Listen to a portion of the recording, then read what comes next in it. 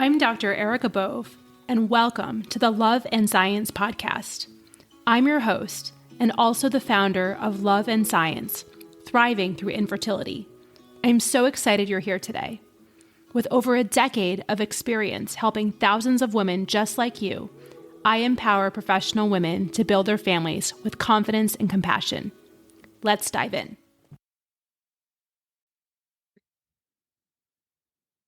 Hello, my loves. Welcome back to the Love and Science podcast. This week, we're going to talk about something that I get asked about all the time, which is how does a couple navigate this process, right? Like I will say, the vast majority of my clients are female physicians with infertility. I also see women professionals as well. And many of them, not all, but many of them are partnered. And they say to me, listen, like I am having a hard enough time with this process, but I'm trying to explain this to my partner, or I'm trying to ask for support. And it feels like we're on different planets. And how do we do that? Or sometimes it's like, well, now I've done multiple embryo transfers. We're not sure if this is going to work. And, say it's a heteronormative relationship. My partner, my husband, he thinks we should stop wasting our money, in his words, and spend it on the things we've been deferring, like vacations or, other sort of nice life things that sometimes get put on hold because of this process. And so, not only is this isolating enough in general, but when it drives a wedge with the people that we care about the most, right? Then it's like, okay, well, what practical strategies can we have to really get a handle on this, to actually come together? And like I say, let's let it be me and them versus the problem, which is infertility, versus me versus you, right? I think it can feel like a war sometimes or a blame game. And so I've come up with 5 strategies that hopefully will help you, the woman who has a partner who's already struggling, to navigate this and to connect with your partner and to get a little bit more strength for the journey. So the first thing I would say is, just as you are having your own experience of this, recognize that your partner is also having their own experience of this as well. And so, that may be your husband, that may be your wife, like that may even be your mother sometimes in these situations. But I think that sometimes we get so stuck in our own perspective that we forget that another person, even though they might be hearing the same words, even though they might be sort of signing up for the same cycle, right? And signing the same consents, their experience of this process may be entirely different. Right? Their childhood was different than yours. Their perspective on things might be different than yours. Their understanding perhaps of medicine might be different than yours. And I will say, I see this a lot of times in couples where one person, the primary patient, is medical, like a physician, and the spouse is perhaps non-medical. And so it's like, how do I translate that in a way that makes sense? And so really it's to honor their experience and just to recognize that they may be going through different things than you, even if you are on this journey together. And then the next step is really to get curious about that. One of my favorite questions is to say, what is it like to be you right now? And then to just be quiet, right? Like, this is not about fixing. This is not about reassuring. This is not about, any sort of, well, I suffer in this way. It's not like a suffering competition. It's truly just to get curious, to say like, hey, like, when we go to these appointments, like, how do you feel? Yeah, I will tell you, especially a lot of the men, but also, in same-sex partnerships as well, there's this feeling of helplessness for the person who is not giving themselves the injections, not going to, appointment after appointment for ultrasounds and such. And so really just try to say like, I want to know what it's like to be you so that I can understand you better. And, the next step, obviously, after curiosity is, once you understand that person better, there's opportunities for connection. So really get curious and honor their separate experience. And I would also speak in their language. Maybe they're an engineer, or maybe they're a cardiac surgeon, or maybe they're, I don't know, an artist. I don't know. But I always say, like, the way that I see the world is very influenced by all of the education I've been so grateful to have and the experiences I've had. And so, for instance, I had a flood in my house, maybe about a year and a half ago, right? And I was just like a deer in headlights. But when somebody described it to me like an aorta, there's the aorta to the house, and then there's all these different, side spin-off branches, of the vasculature. I was like, okay, I see it. I understand what's going on. And then it sort of clicked. Like, I'll even say I know lawyers and they're highly educated people, but when they step foot in a medical office, they freeze because it's just not their comfort zone, right?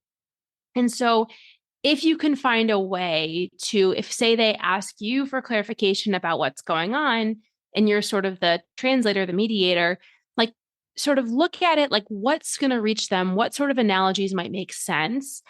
And even if you're in a doctor's office, say you're at a consultation together, I would even like double check for understanding, like pretend that this is somebody who speaks a foreign language, right?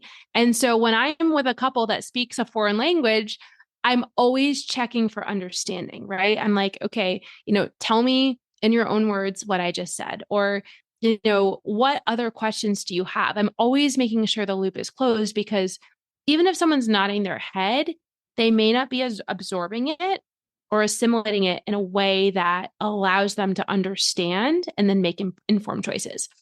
And so, I think one thing that may happen is that, say you're a physician, patient listening to this podcast and your partner's non-medical, it is entirely possible that your REI, recognizing that you're in medicine, may actually speak to you in doctor speak, right? They may use terminology, they may use expressions or acronyms that, maybe you understand, maybe you may not understand because it's such a sort of branch area of medicine, but the conversation may take a different level than it would, sort of a consult without somebody with that background.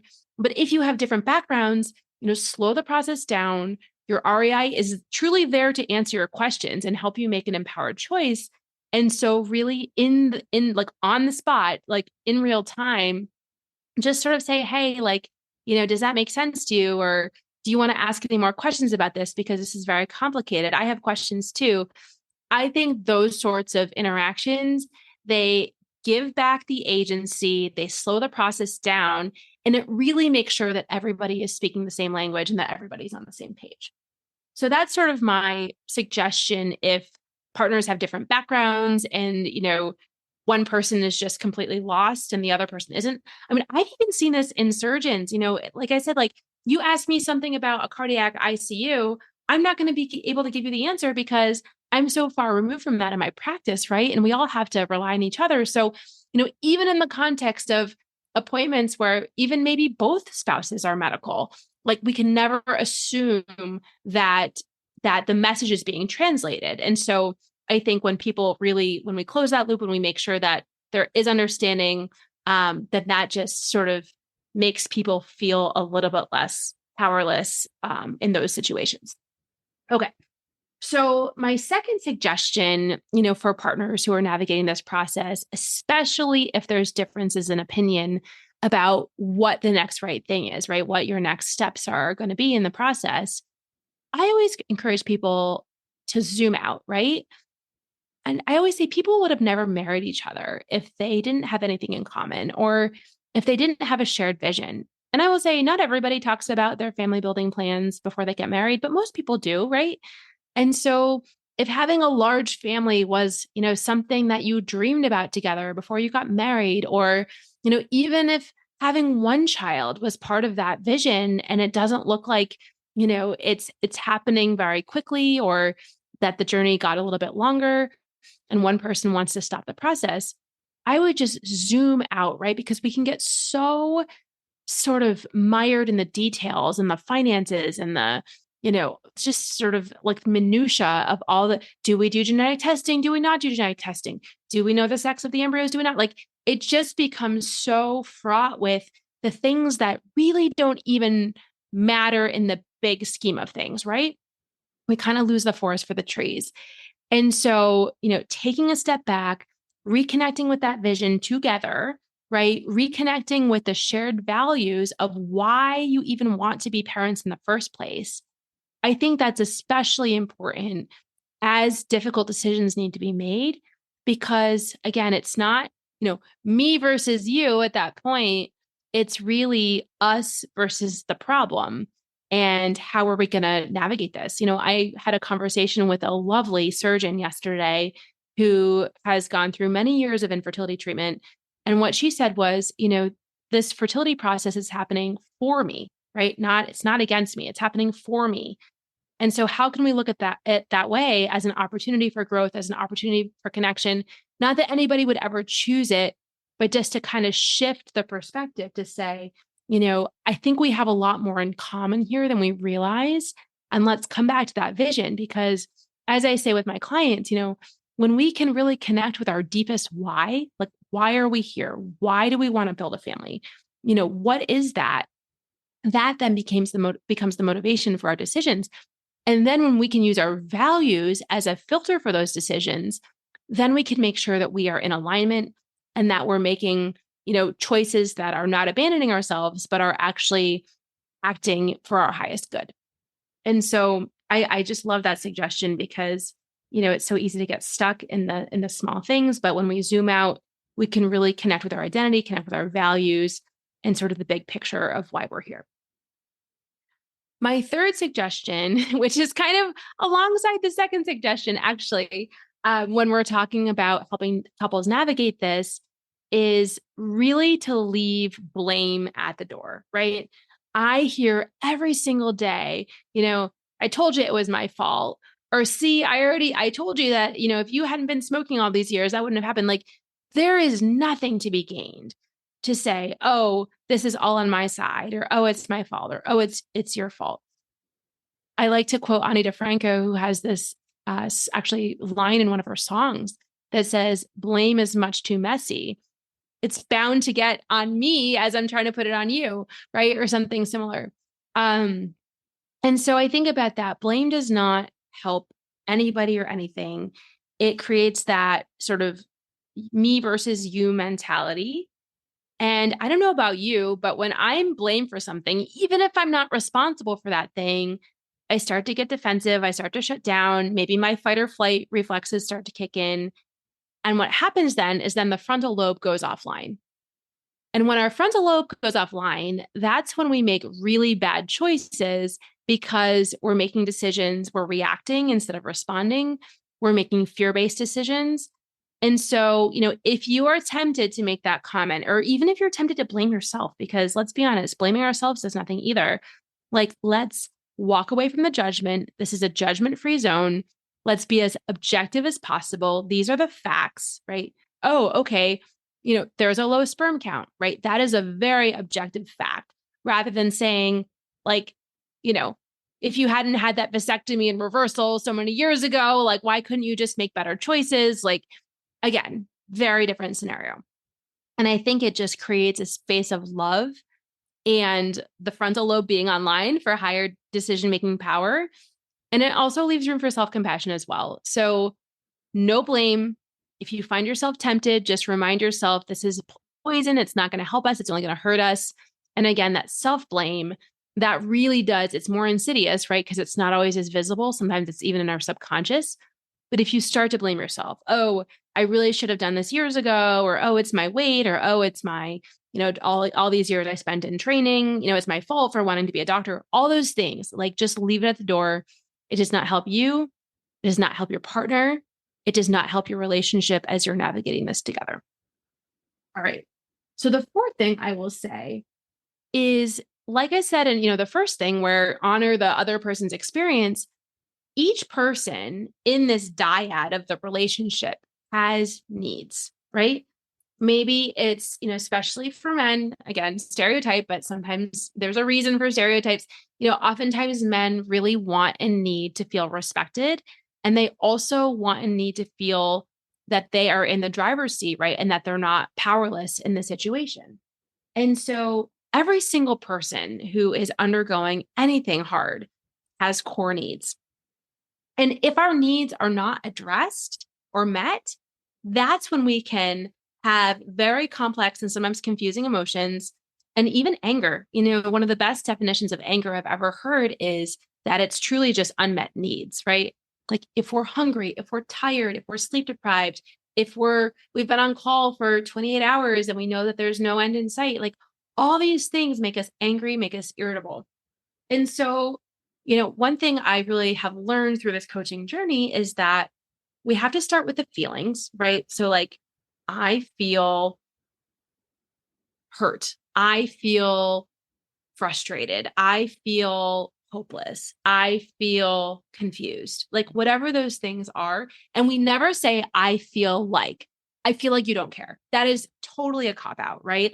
Like we can never say, I feel like, because then what happens after that is never a feeling word. And it's usually kind of putting it back on somebody else. So we're here, we're taking responsibility for our feelings, right? We encourage other people to do the same. And so we start with our feelings. When this happens, I feel X. I really need Y. And it might be as simple as like, I feel really lonely. I need a hug. Can you give me a hug? Right? It's so hard to ask for a hug. But maybe there's like these tangible things that each person could ask for, right? Maybe it's like maybe a spouse will say, I feel like this. Sorry, I just said that. Um, I feel suffocated, right, by this fertility journey. And I really need one night off where we just don't talk about anything related to this. Maybe we immerse ourselves in nature. Maybe we go out to dinner and, the fertility journey is off the table for topics, but I really need some mental peace, some freedom, some lightness in this relationship that's not colored by this journey, right? And that's legitimate, but like, how would we know unless we asked and were curious about those things?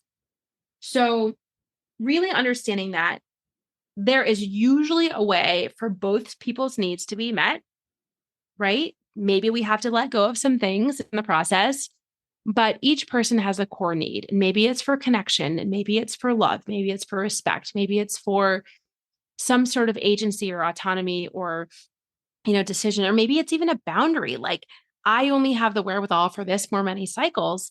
And then I really think we need to reevaluate things, right? So we don't know until we explore those, but just reminding ourselves that when our needs are not met, we are not really our highest selves, right? We have to fully understand that if we ask for somebody else to try to meet our needs, right, then sometimes that can go sideways. They might not be able to. Like I say in my coaching program, we always try to meet our needs first as best as we can. We fill our well so that we are making requests, at least 50% full. And I learned that from Dr. Kavitha Sun. She's amazing. She does a lot of relationship work. So, if we are truly on empty and we make a request, we might sound desperate or blaming or controlling because maybe we are desperate, right? Our well is so empty that we are starving, right? And so that request is going to come from a much different energetic space than if we were to meet our own needs first and then make that request. So really just honoring, like, again, tied to this question of what's it like to be you right now? And what do you need? And can we help each other in this process? Like, we all have our own personal responsibility, but maybe there's something super simple that each person can do to make each other feel a little bit more loved and supported. And unless we ask those kinds of questions, we're never going to get those sorts of answers. So that's really the fourth thing is figuring out each person's needs and making a plan for meeting them. And the fifth one, I just love this one. I think about like power couples over time. And when you look at what they do, not just in their relationship, but in the world, right? It's because they have leveraged each other's strengths. And together, they are much stronger than each person individually. I think about, the Jones couple. If you don't know about them, they are fascinating. There's this wonderful book. It's actually gotten super expensive since Dr. Jones passed away a few years ago. But he and his, but both like, Dr. and Dr. Jones, like they had this wonderful relationship, and they basically brought IVF to the United States, and he was the surgeon and she was the endocrinologist, and they really worked it out in a way that I don't think IVF would be nearly where it is right now without their synergy, without their beautiful relationship. So what I'm trying to say is that you married your spouse for a reason. They married you for a reason.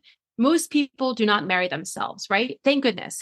I would say I could never marry myself, right? Even I believe in my strengths. I believe in what I have to offer, but I would not be good with somebody who was exactly a carbon copy of myself. We need people who are a little different. We need people who sort of make up for our lacks, and we, amplify their lacks with our strengths. Like there's this complementarity in very strong relationships that exist for a reason.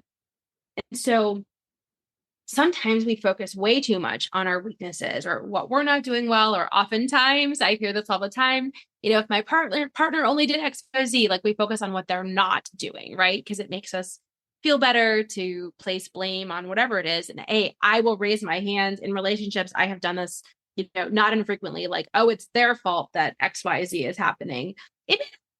It's human nature. But the point is, again, zoom out, identify each other's strengths, right? And maybe even some of like where things are hard, and say, okay, you're really organized. Like you keep the spreadsheet, right? Like, would you be willing to take on that role? Or maybe like somebody's a really good note taker. Could you please take the notes at the medical appointments, because, it's really not my super strength and it's really great to have those notes later. Or maybe somebody's really good at like discipline and rituals, and every single night during an IVF cycle, you light a candle for 5 minutes for hopefully that a soul will come into this world. Like whatever it is, maybe somebody's a very good listener, and you create space in your weeks for venting and just sort of sharing, right? Because that's their ninja strength is listening. We could talk forever about what the possibilities are, because they truly are endless. But really, again, like in this process, often we focus on, our weaknesses. And instead, I really think we need to be focusing on each other's strengths and leveraging those together.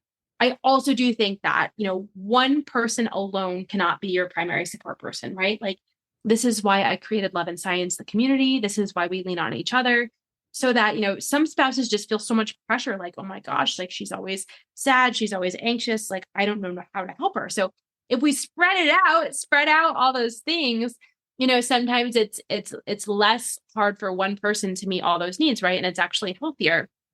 But if we think about it, if we can say, okay, you're excellent at this, could you do this? You're really good at that. Can you get on the phone and negotiate with the insurance company or the pharmacy or whatever it is? Because maybe you're a litigator and your spouse is a litigator and they're really good at those things. I don't know.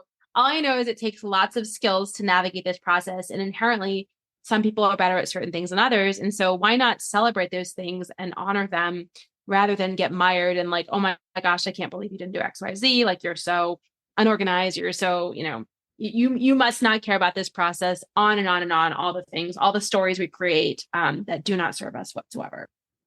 And so I'm going to recap this and then give you kind of a bonus of something I think is really important.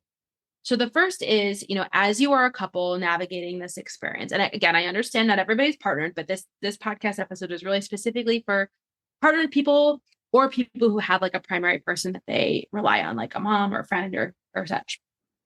So the first suggestion I have is really to honor that the other person is having their own experience of this process, and to get as curious as possible to understand what it's truly like to be them, really, and listening and not fixing. My second suggestion is to zoom out and to remember the shared values, the shared vision, and then to use those commonalities to make some, decisions together. My third recommendation is to keep this a blame-free zone, a judgment-free zone, just because that negativity really just can be so insidious and poisonous. My fourth suggestion is to figure out each person's needs and to make a plan for meeting them. And my fifth suggestion is to really leverage each other's strengths in this process, because it does take a lot, especially for, the partners, whether female or male, who just feel like they don't have a role, right? They feel helpless. Like giving them a job that's actually going to move this forward gives them some purpose, gives them some agency. And maybe it even is like taking on more home chores that usually the other person does. Whatever it is, like this is all hands on deck. This is all in. This is a team, right? This is This is a couple navigating this process. And I've really seen, as many times as I've seen this process really destroy relationships, I've actually seen in these beautiful examples where it can actually make the relationship much stronger. And it does take vulnerability, of course, like we've been talking about throughout this whole episode, but it's one of those hard things that's really worth it. So the last bonus thing I will share is that I think that gratitude and appreciation go a really long way.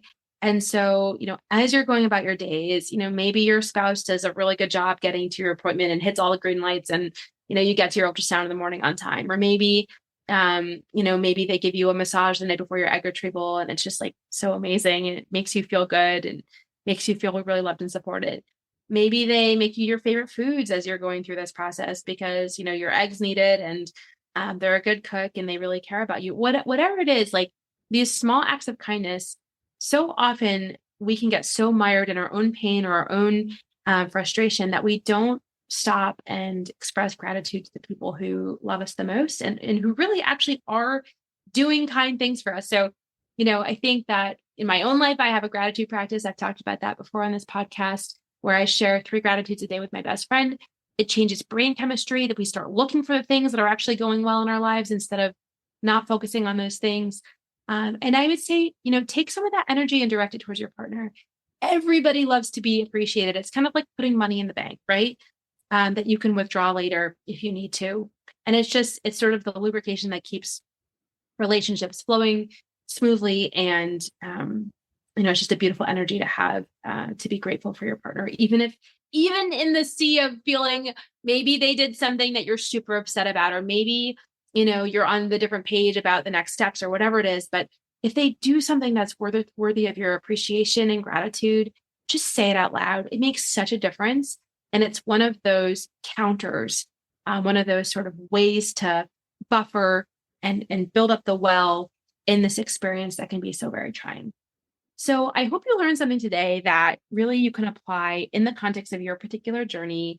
I'd love to hear about it on social media. So drop me a line and tell me what resonated. And if this really did strike a chord with you and you're not yet working with me, do book a call to see if working together would be helpful to you in your journey. I love working with individuals, but I also love working with couples and really helping people get back on the same page to really be that team instead of being adversaries. So with that, I love you and I can't wait until the next time. Talk to you soon, my loves. Bye.